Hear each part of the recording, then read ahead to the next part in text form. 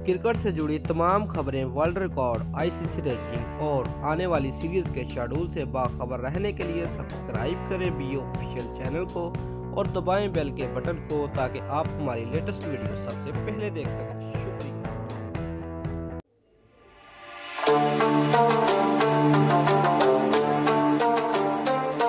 Viewers, कौमी team के कप्तान सरफराज अहमद ने कहा है कि तीसरी मर्तबा फाइनल खेलने जा रहे हैं और इस बार कामयाबी के लिए पूरी उम्मीद है। शाइन वाटसन और उमर अकमल हमारे मरकजी बैट्समैन होंगे। एहसान अली और अहमद शहजाद से भी उम्मीदें हैं। फवाद अहमद को खिलाने का रिस्क नहीं लेंगे। व्यूअर्स, हफ्ता को यहां मीडिया से गुफ्तगू करते हुए कोयटा ग्लैडिएटर्स के कप्तान सरफराज अहमद ने कहा कि पूरे इवेंट में हमारी टीम अच्छा खेली। अब तीसरी मरतबा फाइनल खेलने जा रहे हैं। इस बार कामयाबी के लिए पूरी उम्मीद है। शाइन वाटसन मैच जितवाने की सलाहियत रखते हैं। शाइन वाटसन और उमर अकमल हमारे मरकजी बैट्समैन होंगे। एहसान अली और अहमद शहजाद से भी उम्मीदें हैं। व्यूअर्स, सरफराज अहमद ने कहा कि मध्य मुकाबले टीम मजबूत होगी, लेकिन 190 रन स्कोर करने वाली टीम को बर्तरी मिल सकती है। दोनों टीमें एक दूसरे की खामियों और खूबियों से आगाह है।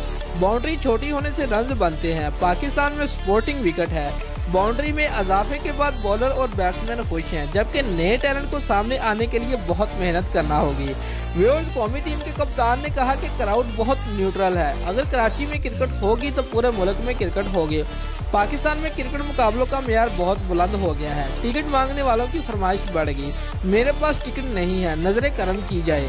एक सवाल के जवाब में उन्होंने कहा कि ऑस्ट्रेलिया के खिलाफ टूर में टीम को मिस नहीं करूंगा, घर में बैठकर मैच देखूंगा। पाकिस्तान सुपर लीग का फाइनल कल पेशावर दल में और कोयटा ग्लैडिएटर के दरमियान कराची के नेशनल स्टेडियम में खेला जाएगा और मैच पाकिस्तानी वक्त के मुताबिक शाम 7 बजे शुरू होगा।